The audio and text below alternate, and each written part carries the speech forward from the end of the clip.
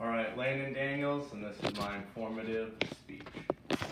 I prefer to be in a grave here than in jail in the United States. This quote was said by the famous drug lord Pablo Escobar. Pablo Escobar was in charge of the Medellin cartel in Colombia. According to CNN Madison Park, over 90% of all U.S. currency carries traces of cocaine on it. Through the research and prior knowledge that I have done, today I'll explain Escobar's wealth and power, his involvement in narco soccer, his surrender and escape, and his death. Growing up, Pablo wasn't always rich and powerful. He came from a very poor family. At a young age, he started to steal things such as tombstones and resold them to smugglers for more money. As he got older, he then started becoming a thief and bodyguard. According to A&E, in 2015, Pablo reportedly ordered some men to kill a local Medellin drug lord, Fabio Restrepo. After this event in 1975, Escobar came to power the Medellin cartel. When Escobar came into control of the cartel, initially he would just fly shipments of cocaine from Colombia to Panama and then to the United States. He had a lot of hotspots in the United States, but the most famous one was in Miami, Florida. As he got richer, he bought his own planes and built his own private airstrips so he wouldn't have to go through so many countries. According to Christopher Minister, an expert in Latin history, in 2015, Escobar controlled 80% of all the cocaine smuggled into the United States. More than 15 tons were smuggled each day, giving the cartel as much as $420 million per week. Escobar was named one of the 10 wealthiest men in the world, according to Forbes magazine in 1989. With all of his money, Escobar had his own private army, soldiers and criminals, private zoos, mansions, apartments, and private airstrips for his planes to fly to the United States and back. With his money came great power. Escobar had power in his cartel, but also with the police force in Colombia. Escobar and his gang would bribe authorities and would show up to their doorstep asking them either plato o plomo, meaning silver or lead. So his gang would show up to a higher authority's front door, telling them basically, you either take the bribe money or we'll shoot you on the spot. Most of them took the bribe money, however if they didn't, they were shot. With all his money and power, Escobar tried running for Congress. In 1980, he was elected representative of Colombia's Congress. However, word got out about what he really did and was forced to resign 2 years later. During his time in Congress, he also tried running for presidency. During this time, he killed 3 other Colombians running for presidency at the time. To the rich, Escobar was seen as bad and needed to die. To the poor, he was seen as a hero for everything he gave to them. He built them schools, houses, churches, soccer fields, hospitals, and made sure that all the poor communities were ran well. With all the money that Escobar had, he needed a way to make it legal. Introduced the idea of narco soccer.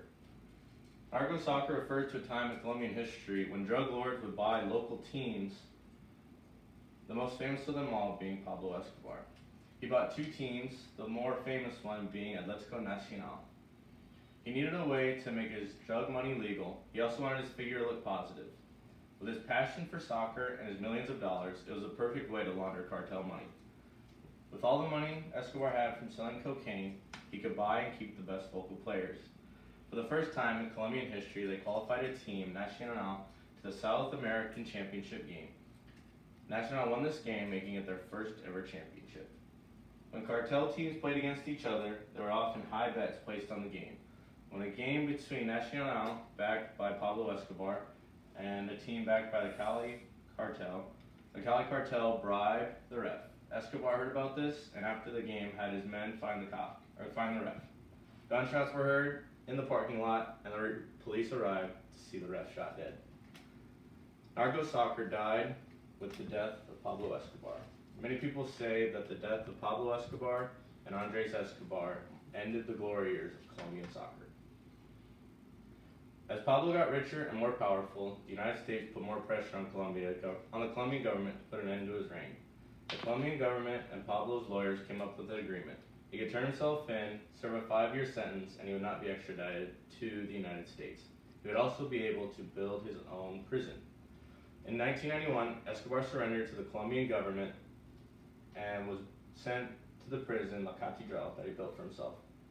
The prison was made with a casino, soccer fields, waterfalls, a dollhouse for his daughter, radio transmitters, and a fax machine so he could continue to run his cartel from the jail. In the jail, he ordered the death of 4 lieutenants over a dispute for money. Once this happened, the Colombian government decided it was time for them to come and get Escobar. As 2 officials came to tell Escobar that he was leaving, he and his right-hand man Popeye shot the 2 and escaped. Escobar escaped with almost all of his men and was on the run. He was very intelligent about his escapes from the police, and this one being the most famous. He and all his men ran out through a tunnel system that he built through the jail. After miles through this, they had horses waiting for them, and after horseback, there was a boat in a river waiting for them to escape even further. Escobar and his men were then on the run for 16 months. There are 2 major organizations looking for him now.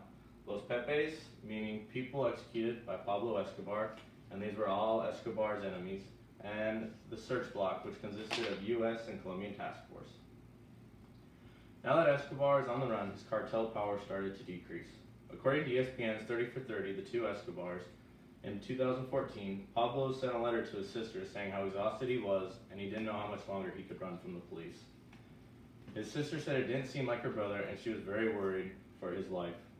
Finally, on December 2nd, 1993, the Search Block, using U.S. technology, located Escobar hiding in a house in Medellin. The Search Block moved in and attempted to bring Escobar into custody. Escobar and the task force had a shootout